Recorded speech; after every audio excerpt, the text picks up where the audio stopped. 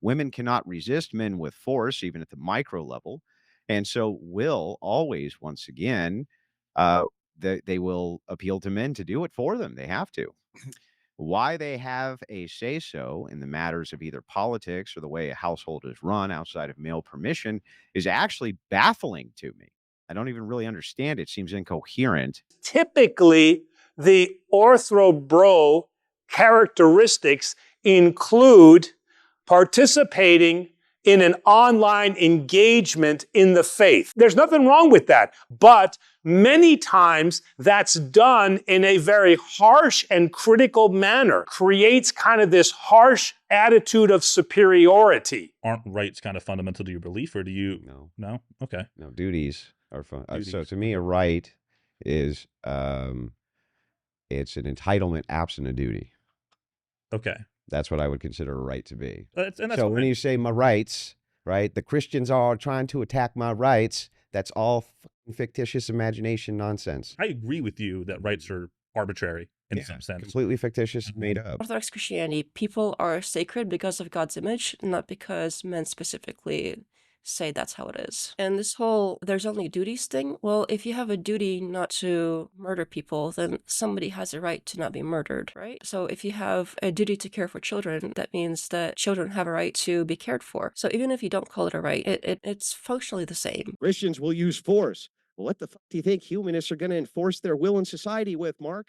Rainbow shooting confetti slingshots? Or masked men with helmets and guns? The most dangerous of all is that it ties orthodoxy into political ideologies. And political ideologies have no place in the church. Orthodox, Catholic, Protestant, doesn't matter. Politics has no place. So generally what Andrew is saying is that you don't have rights unless men enforce them. But in Orthodox Christianity, it's basically said that you owe justice even to those that don't have power because God commands it. So it's not about might, it's about God's law. Orthodox tradition says that there's dignity, conscience, personhood, and justice. That implies rights. All of that does. If religion dictates that somebody must be treated a certain way, that's a right. That means they have a right to be treated that way. So if men have rights only because other men gave them rights, then nobody has rights.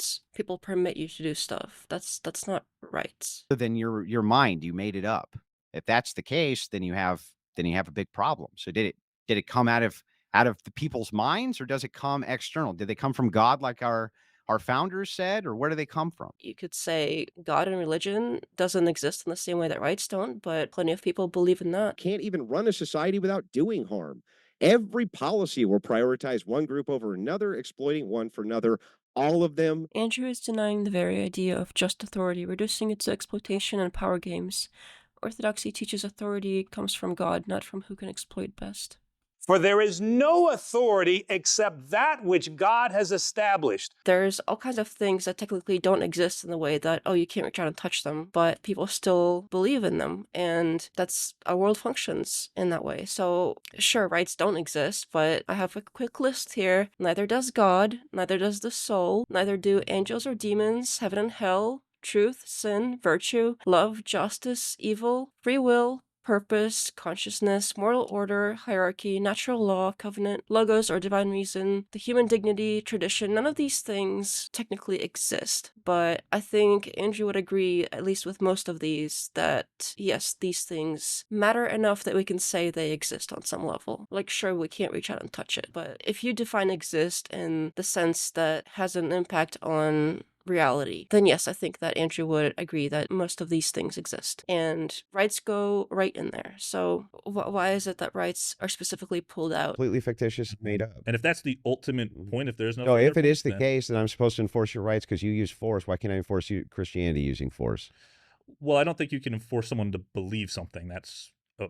I don't... Yeah, but Christian ethics. Why couldn't I use Christian ethics and use force to enforce Christian ethics if you can use force to enforce my rights? Isn't that basically built on a relationship with Christ, not that you get to just demand people don't get abortions or whatever? It's way more than that. You can't just force Christian ethics. It's not how that works, according to Orthodox theology anyway. It is impossible for us to bring anybody into our governance who is not a firm believer in God and who believes in the truth that of who we are as Christians. I mean, just think about this for a second. If you're like, oh, well, your rights don't exist, and you think that my version of what's appropriate doesn't exist, then let's just fight it out. Luckily, the world does not work that way. I would outlaw secular humanism, and if you practiced it, I'd put you right in jail. Everything with the patristic fathers centered around love,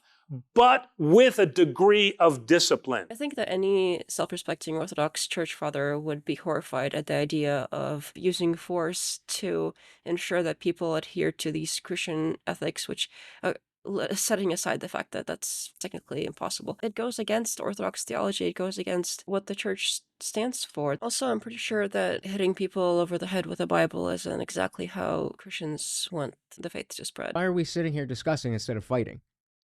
Because right now, the ability to use force is on your side. How so? Because the rights that you would appeal to are enforced via the law of the land. And so the force doctrine right now, the appeal is on your side. So the system which we have to work within is dialogue-based, right? And sure, the government has a monopoly on force. But if it was reversed, right, you would be in the same exact, you'd have the same exact problem. So if things were reversed, we would still be sitting here discussing instead of fighting? We would appeal to this thing you consider to be fictitious. The force is now on our side. We could just, I don't know, say, well, you can't talk at all because we got all the force.